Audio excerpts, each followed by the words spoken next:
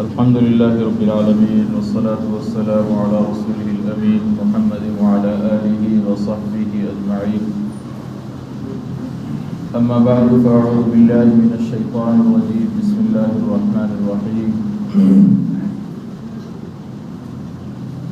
يا أيها الرسول كلوا من الطيبات واعملوا صالحا إني بما تعملون عليم. وقال النبي صلى الله عليه وسلم من أكل لقمة من حرام لم يتقبل منه صلاة 40 ليلة أو كما قال عليه الصلاة والسلام. میرے محترم بزرگوں، دوستوں، عزیز ساتھیوں،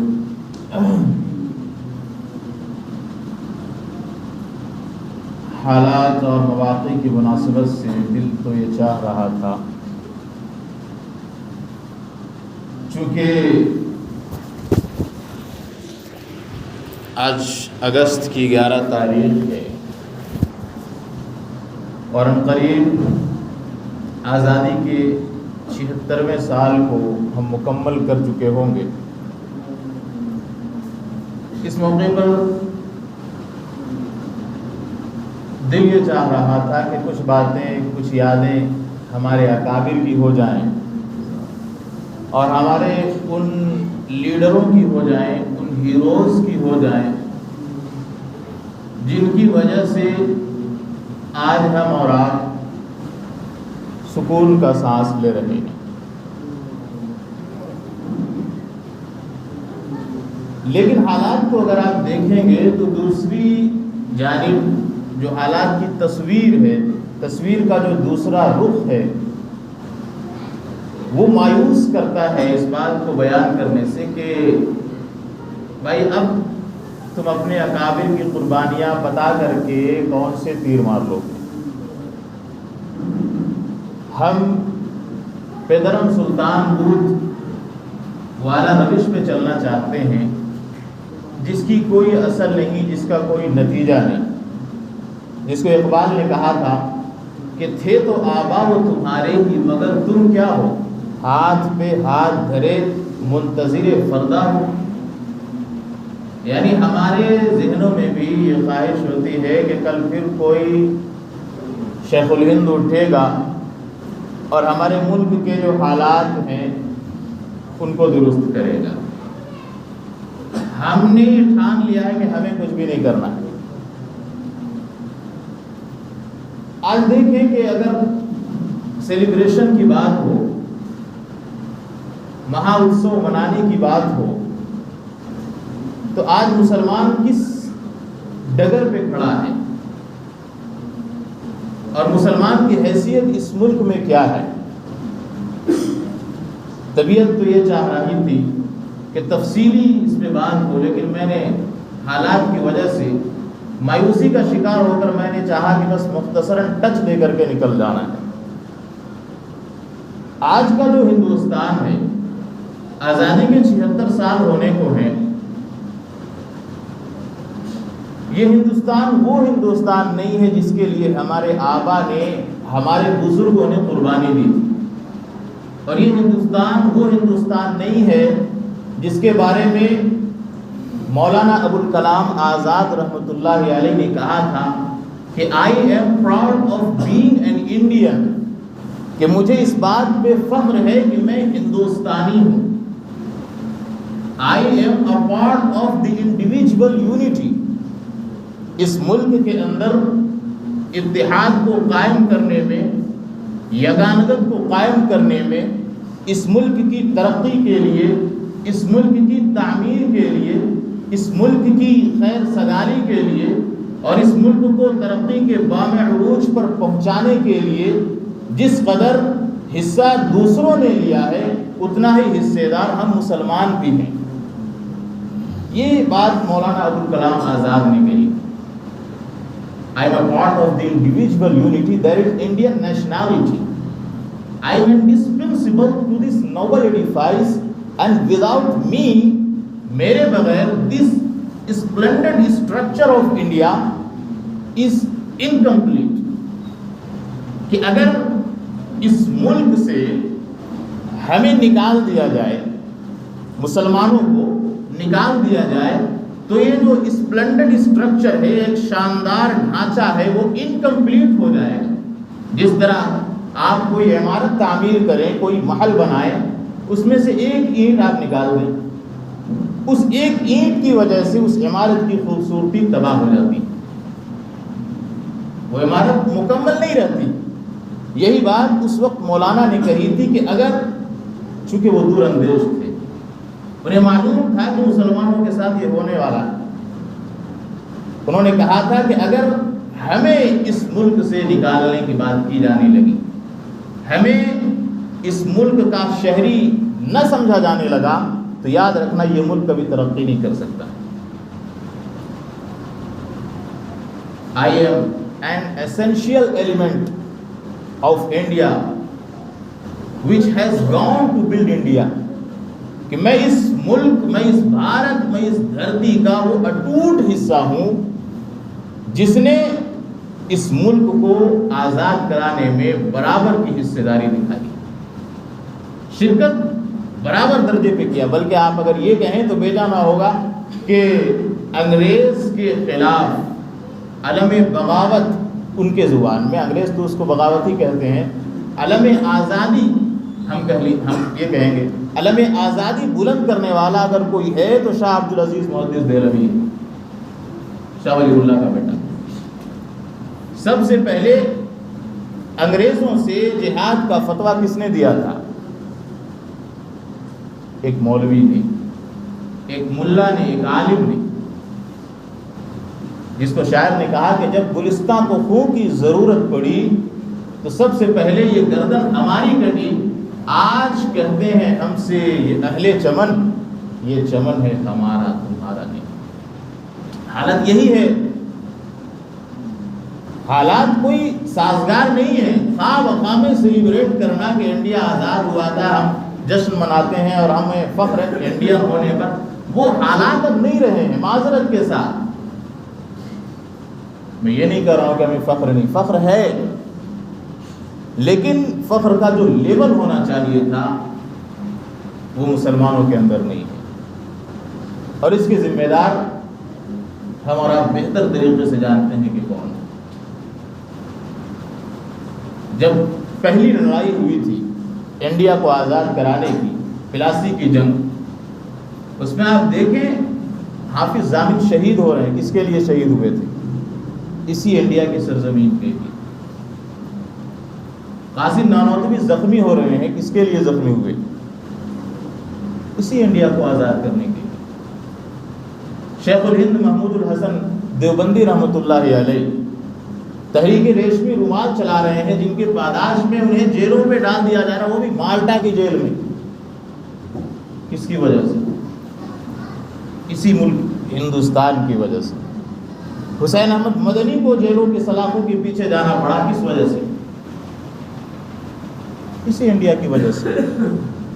ہمارے اکابر کی قربانیاں اگر آپ دیکھیں گے، پڑھیں گے، تو معلوم ہوگا کہ ہم ان لوگوں میں سے نہیں تھے جو انگریزوں کی چاپلوسی کرتے تھے، کاسا لیسی کرتے تھے، تلوے چاٹتے تھے، جن کو آپ ٹھیٹ زبان میں اگر بولے تو ہم ان لوگوں میں سے نہیں تھے کہ جو انگریزوں کے پاس یہ خط لکھا کرتے تھے کہ مائیں باپ آپ ہی رہیں یہاں، ہمیں دوسری گورنمنٹ کی ضرورت نہیں ہے۔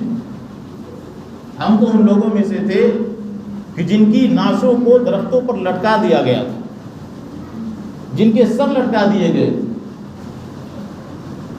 جن کو توپوں سے بھون دیا گیا تھا۔ لیکن آج ہمیں ہی شہریت اور ہمیں ہی وطن پرستی سکھائی جاتی، اور آج ہمارے اوپر یہ کلیم ہے کہ ہم دیش دروہی ہیں، ہم دیش سے بغاوت کرنے والے ہیں، ہم دیش کے غدار ہیں۔ قربان جائیں، صدقے جائیں۔ اور بدقسمتی سے، افسوس کے ساتھ میں یہ کہنے پر مجبور ہوں کہ ہمارے کچھ مسلمان بھائی دیش بھکتی ثابت کرنے کی بہت کوشش کرتے ہیں۔ یہ میرا پرسنل اوپینین ہے، آپ کو رائٹ ہے کہ آپ اختلاف کریں۔ بھائی میرا یہ کہنا ہے کہ آپ کیوں اسے بتائیں کہ میں اس دیش کا باسی ہوں، میں اس وطن کا متوطن ہوں، رہنے والا ہوں؟ آپ کو کیا ضرورت ہے؟ آپ تو یہاں کے پیدائشی شہری ہیں. آپ کو تو کانسٹیٹیوشن نے، آئین نے یہ حق دیا ہے کہ آپ اپنے مذہب پر عمل کرتے ہوئے آزادانہ زندگی گزار سکتے ہیں. لیکن ابھی آپ دیکھیں 15 اگست آئے گا، مدارس سے ویڈیوز آئیں گی، مختلف ان علاقوں سے ویڈیوز آئیں گی جو مسلم میجورٹی میں ہیں کہ یہ دیکھو ہم 15 اگست سیلیبریٹ کر رہے ہیں. اور یہ اس طرح کے واقعات اندھ بھکتوں کے ذہنوں میں یہ اثر ڈالتے ہیں کہ دیکھو یہ جو ہیں ہمارے آگے مجبور ہو گئے ہیں. اب ہمیں ہمارے سامنے ان کو اس بات کا ثبوت دینا پڑ رہا ہے کہ یہ بھی انڈین. اس حد تک ہم گر چکے ہیں. یہ میرا پرسنل اوپینین ہے. آپ کو you have right to have different opinion against of me. آپ میرے خلاف اوپینین رکھ سکتے ہیں، لیکن یہ سب ہونا نہیں چاہیے. اب اگر کوئی شخص آپ کو کہے اپنے گھر کا پروف دو کہ یہ تمہارا گھر ہے، تو آپ اس کو جوتے ماریں گے یا پھر پروف دیں گے، کاغذات نکال کر لائیں گے؟ سوچئے. اس لیے پروف کی ضرورت نہیں. ہاں سیلیبریٹ کیجئے، خوشی ہے. آزاد انسان جو ہے، انسان کی طبیعت کے اندر آزادی ہے، وہ آزادی ہمیں ملی. بہرحال جس لیول پہ بھی ہے وہ آزادی ہے، لیکن وہ آزادی نہیں ہے جس کی وجہ سے مسلمانوں نے قربانی دی تھی. وہ آزادی نہیں ہے جس کی وجہ سے ہمارے بڑوں نے اپنی بیویوں کو بیوہ اور بچوں کو یتیم اور گھروں کو ویران کیا تھا. بھائی وہ بھی تو آرام سے انگریزوں کے تلوے چاٹ سکتے تھے. حسین احمد مدنی رحمۃ اللہ علیہ عدالت میں پیش ہو رہے ہیں سر پہ کفن باندھ کر کے. علماء سے یہ کہا جا رہا ہے کہ تم وہ فتویٰ واپس لے لو جو تم نے دیا ہے، میں تمہیں مالا مال کر دوں گا. دنیاوی جتنے بھی تنعمات ہیں، آرائش اور آسائش کے جو سامان ہیں، وہ سارے کے سارے تمہارے حوالے کر دوں گا، تم بس فتویٰ واپس لے لو. قربان جائیے. لیکن انہوں نے فتویٰ واپس نہیں لیا تھا. کیوں نہیں لیا تھا؟ کیونکہ وہ اس ملک کو اس راستے پر دیکھنا چاہتے تھے جس راستے پر چل کر خواہ وہ مسلمان ہو، کرسچن ہو، ہندو ہو، کوئی بھی ہو، اپنے آپ کو آزاد محسوس کر سکے، خوش اسلوبی کے ساتھ اپنی زندگی گزار سکے. اس کے لیے انہوں نے قربانی دی. ٹیپو سلطان شہید رحمۃ اللہ علیہ، جن کے بارے میں آتا ہے کہ وہ صاحب ترتیب تھے. یوں تو فلموں میں اور ڈراموں میں دکھایا جاتا ہے کہ ان کی داڑھی نہیں تھی، لڑکیوں پہ عاشق تھے، عشق بازی کیا کرتے تھے، لیکن حقیقتاً جو ان کی زندگی ہے وہ بادشاہ تو تھے لیکن صاحب ترتیب تھے. ایک مسجد انہوں نے بنائی. اس مسجد کی افتتاح عصر کی نماز سے ہونی تھی. اس میں انہوں نے اعلان کیا، بنگلور میں میسور میں مسجد ہے، انہوں نے یہ اعلان کیا کہ بھائی نماز وہی پڑھائے جو صاحب ترتیب ہو. صاحب ترتیب کہتے ہیں جس کی زندگی میں کبھی نماز قضا نہ ہوئی ہو.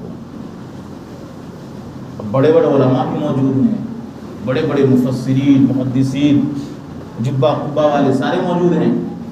بھائی دینداری کا ٹھیکہ تو داڑھی ٹوپی پگڑی والوں نے ہی لے رکھا ہے آج کے زمانے میں.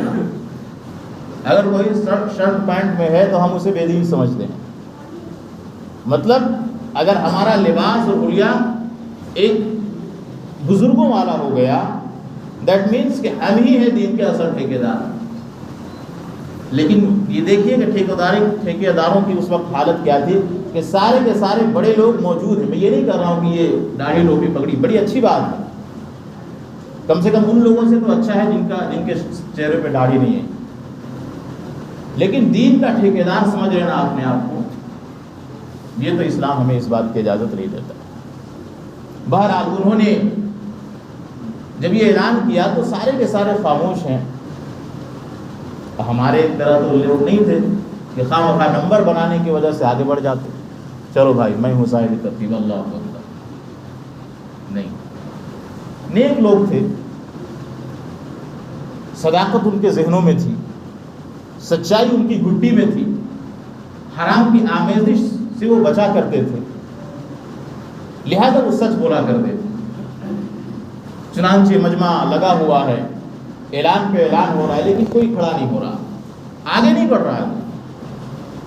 بلاخر سلطان ٹیپو شہید رحمۃ اللہ علیہ خود آگے بڑھتے ہیں اور فرماتے ہیں کہ میری یہ خواہش تھی کہ میرا یہ راز افشا نہ ہو، میرا یہ بھید ظاہر نہ ہو، لیکن انفارچونیٹلی کوئی ایسا شخص نہیں ہے اس مجمع میں جو صاحب ترتیب ہو، لیکن الحمدللہ اللہ کو گواہ بنا کر کے میں یہ کہتا ہوں کہ میں صاحب ترتیب ہوں، چلو میں نماز پڑھا ہوں۔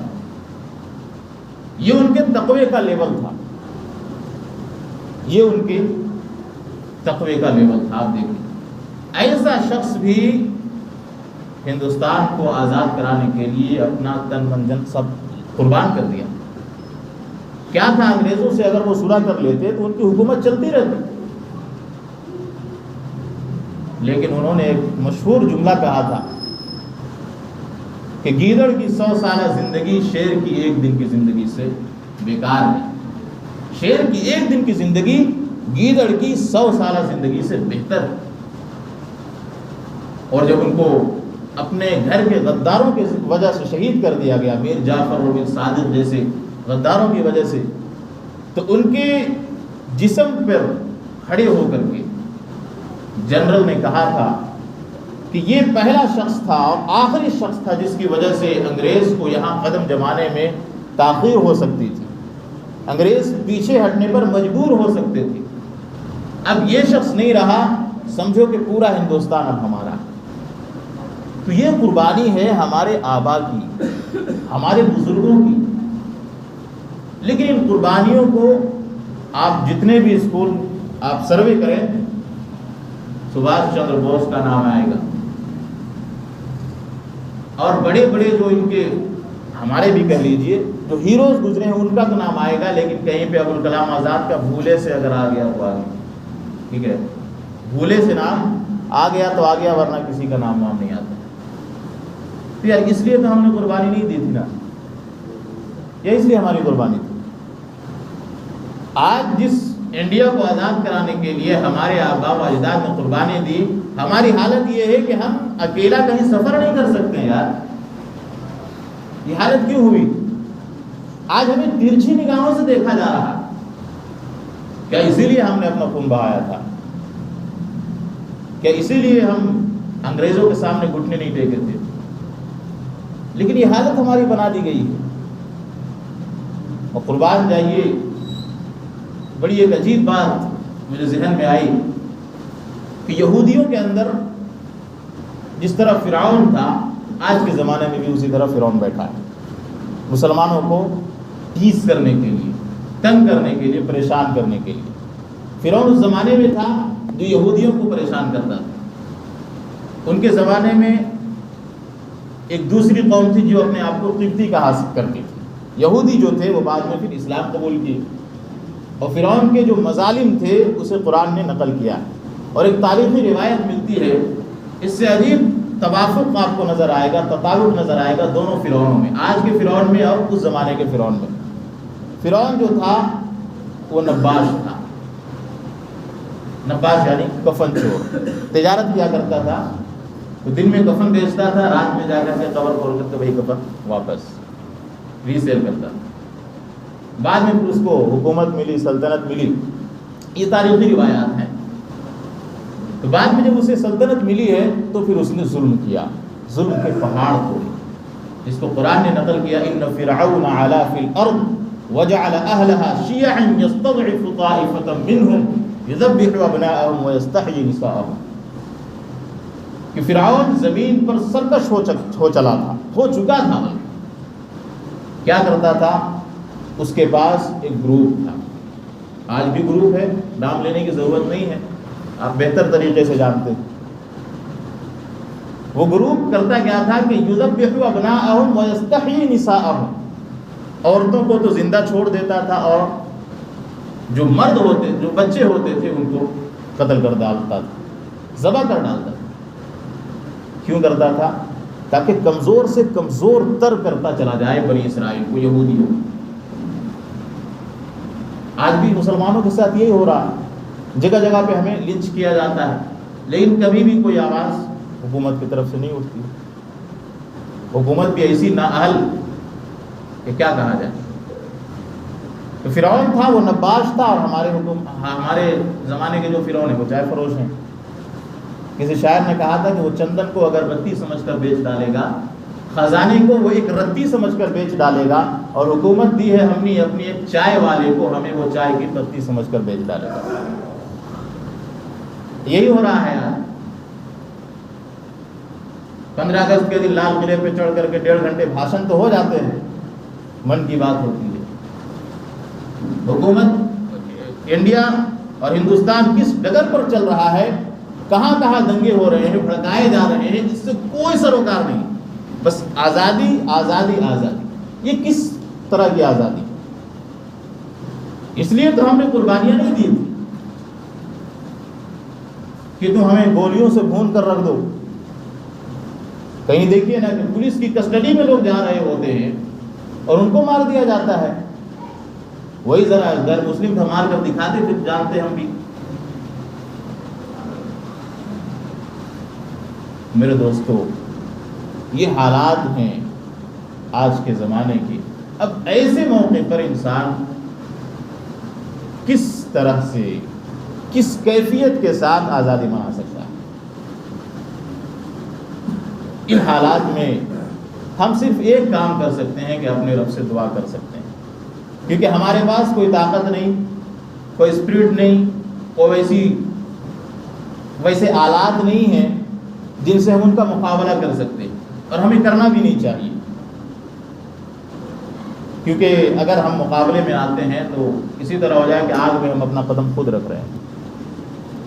ابھی جس حالت سے انڈیا گزر رہا ہے، جن حالات سے ہمارا ملک گزر رہا ہے، ان حالات میں سب سے پہلے تو ہمیں اپنا محاسبہ کرنے کی ضرورت ہے۔ ہم دیکھیں کہ ہم کس حد تک لویل ہیں اللہ سے۔ حکومت سے لویلٹی کی بات جب آتی ہے، وفاداری کی جب بات آتی ہے، تو ویڈیوز بنا کر کے شیئر کیے جاتے ہیں کہ یہ دیکھو ہمارے گھر میں بھی ترنگا ہے، رکھنا چاہیے، بالکل رکھیے، منع نہیں ہے اس سے، لیکن ویڈیو بنا کر کے جو شیئر کیا جا رہا ہے یہ صرف اپنی دیش بھکتی دکھانے کے لیے، لیکن اللہ سے لویلٹی دکھانے کی ہم نے کبھی کوشش نہیں کی۔ اللہ سے وفاداری دکھانے کی کا خیال بھی ہمارے ذہنوں میں نہیں آیا۔ تو بھائی اللہ کا تو قانون ہے کہ جو شخص، اللہ کے رسول صلی اللہ علیہ وسلم فرماتے ہیں کہ اللہ کو ناراض کر کے کسی کو خوش کرنا چاہے گا تو اللہ تعالیٰ خود تو ناراض ہوگا بھی، ان لوگوں کو بھی اس شخص سے ناراض کر دے گا۔ اب وہی ہو رہا ہے۔ آپ لاکھ جتن کر لیجئے کہ ہم اسی ملک کے شہری ہیں، سی اے کے نام پر آپ کو باہر پھینک دیا جائے گا، این آر سی کے نام پر آپ کو باہر پھینک دیا جائے گا، ڈیٹینشن کیمپوں میں ڈال دیا جائے گا، کچھ نہیں کر سکتے ہیں ہم۔ کیوں؟ دیکھیے اللہ کے رسول صلی اللہ علیہ وسلم کی حدیث ہے، اعمالکم اعمالکم، ہمارے اوپر بادشاہ بھی اسی طرح کے ہوتے جس طرح کے ہمارے اعمال ہوتے تھے۔ تو کہیں اس کے ذمہ دار ہم خود تو نہیں ہیں، کہیں یہ سارے مظالم ہمارے اپنی وجہ سے ہم پر تو مسلط نہیں کیے جا رہے ہیں؟ اس بات پہ ہمیں غور کرنے کی ضرورت ہے، اس بات کو ہمیں دیکھنے کی ضرورت ہے، ورنہ اگر ہم ان باتوں کی طرف اپنا کان نہیں دھرتے ہیں اور احساس اپنے اندر پیدا نہ کر کے ہم اللہ کے مزید مجرم بنتے چلے جاتے ہیں، تو یاد رکھیے 24 کا الیکشن آنے والا ہے، حالات بد سے بدتر ہوتے چلے جائیں گے، ابھی بدتر بنا دیے گئے۔ لہٰذا آخری گزارش ہماری یہی ہے کہ اب تو کم سے کم مسلمان اب سدھر جائے، اب تو مسلمان اپنے آپ کو اللہ کے سپرد کر دے، اللہ کے پیغمبر کے سپرد کر دے، اللہ کے بتائے ہوئے طریقے پر زندگی گزارنا شروع کر دے۔ جمعہ پڑھ کر کے اگر ہم یہ چاہیں کہ اللہ ہم سے راضی ہو جائے، ایسا تو نہیں ہوگا میرے دوست۔ اللہ تعالیٰ نے صحابہ کی مدد یوں ہی نہیں کی تھی، انہوں نے اپنا تن من دھن سارا قربان کیا تھا۔ وہ تو اپنے باپوں اور بھائیوں کو بھی قتل کر ڈالتے تھے اگر اسلام کے خلاف وہ آتے تھے۔ تو اس درجے تک ہماری لویلٹی اگر ثابت ہو جائے، پروون ہو جائے اللہ کے نزدیک، پھر دیکھیے انشاءاللہ ہمارے حالات بھی بدلیں گے، کیونکہ اللہ تعالیٰ مقلب القلوب ہے، دلوں کے حالات کو بدلنے والا ہے۔ اگر اللہ ہم سے خوش ہوگا تو کوئی بعید نہیں ہے کہ اسی حکومت سے ہمارے لیے اچھے فیصلے آنے شروع ہو جائیں، اسی پارلیمنٹ میں ہمارے موافق بل پاس ہونا شروع ہو جائیں۔ کوئی بعید نہیں اللہ کے لیے، لیکن شرط یہ ہے کہ سب سے پہلے ہم اپنے آپ کو اللہ کے احکام کے آگے سرنڈر کریں، اللہ کے فرامین کے آگے رسول اللہ صلی اللہ علیہ وسلم کے بتائے ہوئے طریقے کے مطابق ہم زندگی گزارنے کی کوشش کریں، تبھی جا کر کے یہ سارے کام ہو سکتے ہیں۔